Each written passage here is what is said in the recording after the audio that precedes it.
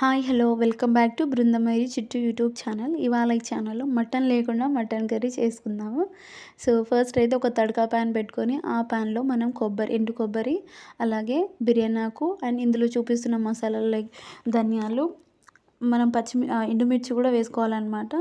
అలాగే దాల్చిన చెక్క, లవంగాలు, సాజీరా, జావిత్రి, నెక్స్ట్ గసగసాలు, జీలకర్ర ఇవన్నీ వేసుకొని ఒక 2 మినిట్స్ అలా రోస్ట్ చేసుకొని పక్కన పెట్టుకొని గ్రైండ్ చేసుకోవాలన్నమాట. నెక్స్ట్ ఇంకొక ప్యాన్లో ఒక 3 టేబుల్ స్పూన్స్ ఆఫ్ ఆయిల్ వేసుకొని, నేను మటన్ లేకుండా మటన్ కర్రీ ఎందుకు అన్నానంటే మిల్లీ మేకర్ అని అర్థం ఇక్కడ. సో మనము వెజిటేరియన్స్ కూడా ఈజీగా ఈ రెసిపీని హ్యాపీగా తినేయచ్చు అనమాట. అంత టేస్టీగా ఉంటుంది, సేమ్ మటన్ కర్రీలానే ఉంటుంది అనమాట. సో మనం ఫస్ట్ ఈ మిల్లీ మేకర్స్ని కొన్ని వాటర్ వేసి టర్మరిక్ పౌడర్, పసుపు, ఇంకా కొద్దిగా సాల్ట్ వేసి ఒక 5 మినిట్స్ ఉడకబెట్టుకోవాలి. వాటర్ మొత్తం స్క్వీజ్ చేసుకొని ఇంకొక బౌల్లో కొద్దిగంత సాల్ట్ అండ్ కారం ఇవి వేసుకొని నీట్గా మనం కలుపుకోవాలన్నమాట. కలుపుకుని ఇందులోకి 3 టేబుల్ స్పూన్స్ ఆఫ్ ఆయిల్ వేసి నీట్గా ఇలా ఫ్రై చేసుకోవాలి, వీడియోలో చూపిస్తున్నట్టు. ఫ్రై అయిన తర్వాత ఇదే ప్యాన్లో మళ్ళీ 3 స్పూన్స్ ఆఫ్ ఆయిల్ వేసుకొని,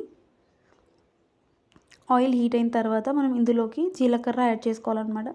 జీలకర్ర నేను ఇంతకుముందు మసాలాలో కూడా యాడ్ చేశాను, బట్ కొంచెం ఇక్కడ కూడా యాడ్ చేస్తున్నాను, డైజెషన్కి ఈజీ అవుతుంది కాబట్టి.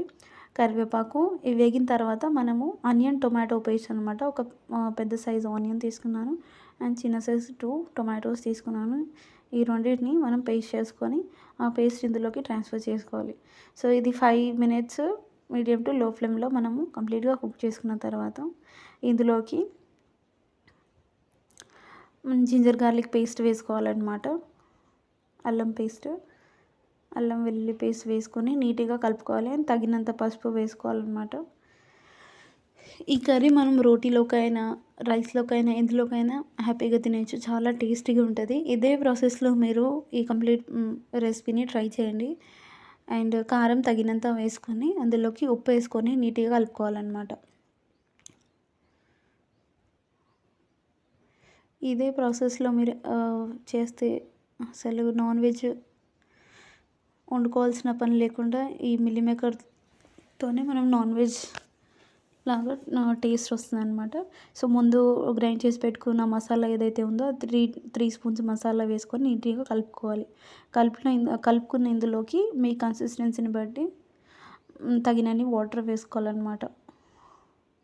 వాటర్ వేసుకొని ఒక 5 to 6 మినిట్స్ లో ఫ్లేమ్లో ఇది కుక్ అవ్వనివ్వాలి. సో కుక్ అయిన తర్వాత మనం ఫ్రై చేసి పెట్టుకున్న ఈ సోయా చంక్స్ ఉన్నాయి కదా, ఇవి ఇందులోకి యాడ్ చేసుకొని నీట్గా కలుపుకోవాలన్నమాట.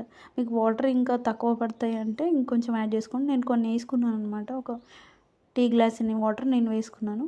సో లాస్ట్లోకి మనం ఇలా ఈ చిల్లీస్ని ఇలా కట్ చేసుకొని కొత్తిమీర ఇంకా కరివేపాకు వేసుకొని లాస్ట్కి కట్టేయడమే. Thank you for watching.